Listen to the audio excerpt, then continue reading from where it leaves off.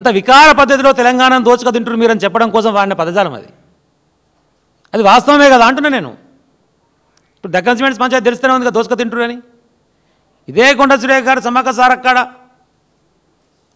టెండర్లు వేస్తే పొంగులేటి శ్రీనివాసరెడ్డి మధ్య ఇన్వాల్వ్ అయితే 75 కోట్ల టెండర్ ఏదో దేవాదాయ శాఖ నుంచి వచ్చినటువంటి టెండర్ వేసిన తర్వాత పొంగులేటి శ్రీనివాసరెడ్డి చెప్తే ఇంటలేడని చెప్పి ఆ టెండర్ని డిపార్ట్మెంట్ మార్చారు రెవెన్యూ డిపార్ట్మెంట్కు. ఎంత విచిత్రం ఇది. టెండర్నే రెవెన్యూ డిపార్ట్మెంట్కి మార్చి రెవెన్యూ డిపార్ట్మెంట్ నుంచి మళ్ళీ టెండర్ వేసి పొంగులేటి మనసుకి ఇప్పించుకోరు.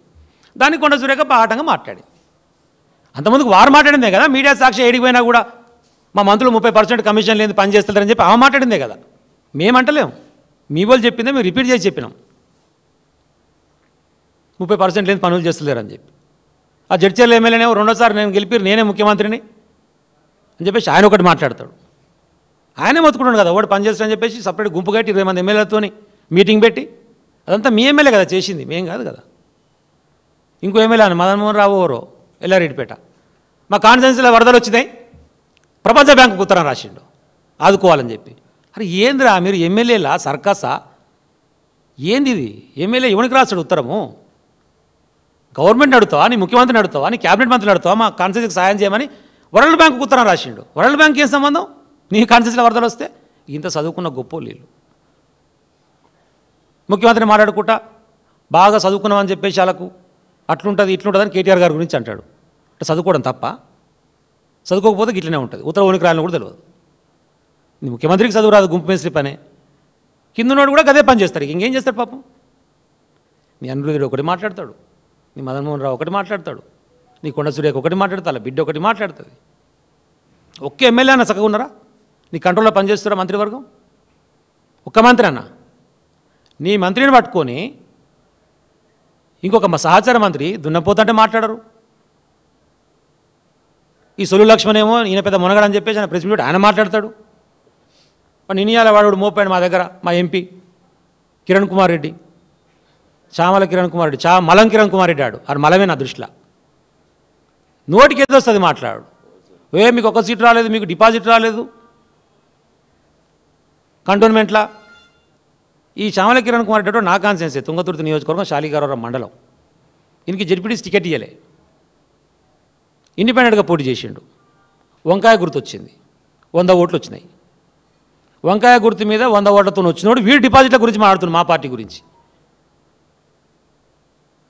ఏదో కాంగ్రెస్ బీఫామ్ ఇచ్చింది, ఏదో బయటపడ్డావు అయితే అయినా ఒకసారి ఎంపీ అయినావు.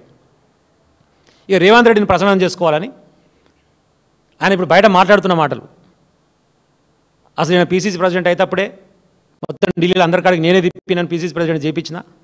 ఆయన పాదయాత్ర చేసేటప్పుడు నేనేమడి తిరిగినా ఇవాళ నేను పోతే కూడా నన్ను పట్టించుకోవట్లేడు, కూర్చో అంటలేడు. కాబట్టి జూబ్లీస్ కాంగ్రెస్ ఓడిపోతేనే బాగుంటుంది, మా వాళ్ళకి బుద్ధి వస్తుందని కిరణ్ కుమార్ రెడ్డి గారే మాట్లాడుతున్నాం, మేం కాదు. అంటే మీ అహంకారం ఏడిదాకా జరిగిందో అర్థం చేసుకోరు. ఇక కనీసం జూబ్లీస్లో ఓడిపోతున్నానా మమ్మల్ని పట్టించుకుంటాడు ముఖ్యమంత్రి అంటుండు కిరణ్ కుమార్ రెడ్డి. కాంగ్రెస్ పార్టీ ఓడిపోతున్నానా మమ్మల్ని పట్టించుకుంటా, లేకపోతే నెతికెక్కినాయి, నేను సపోర్ట్ చేసిన ఆయన పీసీసీ అయ్యండు అని మాట్లాడుకుంటా మళ్ళా దాన్ని కవర్ చేసేందుకు ఏదో ప్రెస్ మీట్ పెట్టి మీకు ఇది రాలేదు, మీకు అది రాలేదు, ఆంబోతు లెక్క తిరుగుతురు. ఎవరు ఆంబోతు? మీ అభ్యర్థి అంటున్నావో ఎవరినట్టువో నాకే తెలియదు. మరి మీ ఆంబోతు ఎవరు మీరే ఆలోచించుకోవాలి. వాడు ఎంత దొంగ అంటే రాహుల్ గాంధీ సంతకాన్ని ఫోర్జరీ చేస్తే వాని పార్టీలోకి వెళ్ళి సస్పెండ్ చేసిర్రు. కాంగ్రెస్ పార్టీనే రాహుల్ గాంధీ సంతకాన్ని ఫోర్జరీ చేసేటువంటి 420 చీటర్ని కాంగ్రెస్ పార్టీకి వెళ్ళి సస్పెండ్ చేసిర్రు.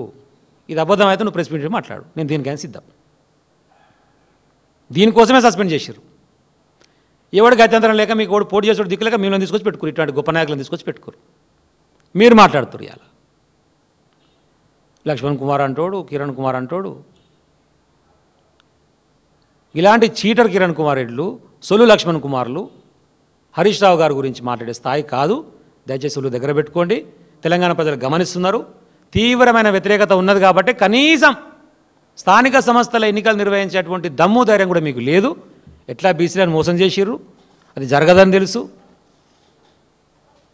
కావాలని చెప్పేసి అలా మభ్యపెట్టి వీళ్ళే పోయి జెండాలు పట్టుకొని బీసీ బంద్లో పాల్గొన్నారు మొన్న కాంగ్రెస్ వాళ్ళు. అటు నుంచి బీజేపీ వచ్చి పాల్గొన్నాడు. మరి ఎవరి మీద ప్రకటించిన బంద్ అంటే ఇప్పుడు క్లారిటీ లేదు. మరి మీరిద్దరు మాట్లాడిన తర్వాత ఇక పంచాయతీ ఎక్కడిదిరా నాయన? బిల్లు పెడితే పెట్టాలి, బీజేపీ పెట్టాలి.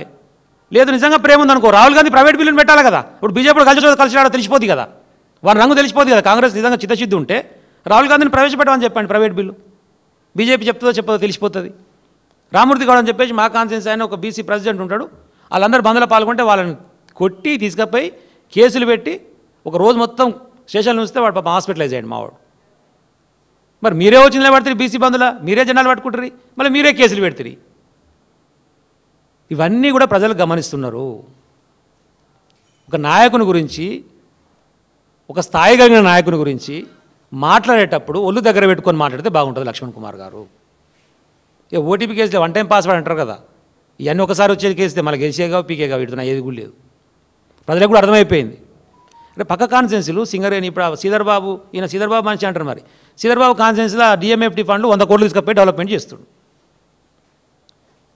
వీని కాన్స్టిట్యున్సీలో రూపాయి లేదు, లక్ష్మణ్ కాన్స్టిట్యున్సీలో రూపాయి ఇయ్యలే శాంక్షన్. నువ్వు మంత్రివే కదరా నాయన, మరి గది కొట్లాడు. అరే పక్క కాన్స్టిట్యున్సీలో 3 కాన్స్టిట్యున్సీలకు 100 కోట్లు ఇచ్చారు, నా కాన్స్టిట్యున్సీకి ఎందుకు ఇవ్వలేదు? గది అడుగు శాతనైతే, అది శాత కాదు.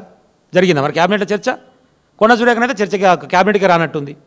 లేకపోతే కొండ సురేఖ క్యాబినెట్లలో కూర్చొని మా మహిళలకు 2500 ఈరని కొట్లాడిందా, అడిగిందా? ఇదే పంచాయతీలు కదా. నీ కమిషన్ ఏంది, నా కమిషన్ ఏంది, కాంట్రాక్ట్ నీకా నాకా? గీడేను పక్కపొంటి వేణుగోపాల స్వామి టెంపుల్ ఇప్పుడే నరసన గుర్తు చేస్తుంది నాకు మా వేణర్ గారు. వెనుక ఒక ప్రైవేట్ ల్యాండ్ ఉంది, దానికి దారి లేదు. ఆ దారి ఇస్తేందుకు ఆ దారి మందం ప్లేస్ మీకు ఇస్తే వేరే ప్లేస్ ప్రైవేట్ బయట ఇరని చెప్పేసి ఆ దేవాదాయ శాఖతో మాడుకొని కొండ సూర్యకేదంతా మాట్లాడుకుందాం పాప మాడుకొని ఆర్డర్ ఇచ్చారు. కథం ఇప్పుడు ఆ 140 ఎకరాలు మొత్తం పోయి ఇక నల్లదమ్ములు దిగిరు ఉంటారు కదా, ఆ నలుగురు రేవంత్ రెడ్డి అండ్ బ్యాచ్ వాళ్ళు దిగి ఏం సంగతి ఈ సంగతి చెప్పురి 140 ఎకరాలు ఇప్పుడు మాకు ఇస్తారా ఇయ్యరా అని చెప్పి పంచాయతీ స్టార్ట్. దీని ఏమన్నా దండుపాలెం బ్యాచ్ అనకపోతే మేమనలే, ఆ నలుగురు ముచ్చట. మా నల్గొండ శాసనసభ్యుడు కానీ ఆయనే చెప్పిండు, మా వెనకటికి అలీబాబా 40 దొంగలు ఉంటారు నాయన, ఇప్పుడు అలీబాబా 4 దొంగలు తయారయ్యారు మా దగ్గర, ఏం చేయాలి? అలీబాబా అంటే ముఖ్యమంత్రి అంటే వాళ్ళ అన్నదమ్ములు 4 అట, ఏం చేయాలి మేమని చెప్పేసి వాళ్ళు మాట్లాడుతున్నమాట. మరి ఇలాంటి దొంగల గురించి ప్రజలు కూడా ఈరోజు ఆలోచన చేస్తారు. ఇవ్వని చట్టం అందే. మద్యం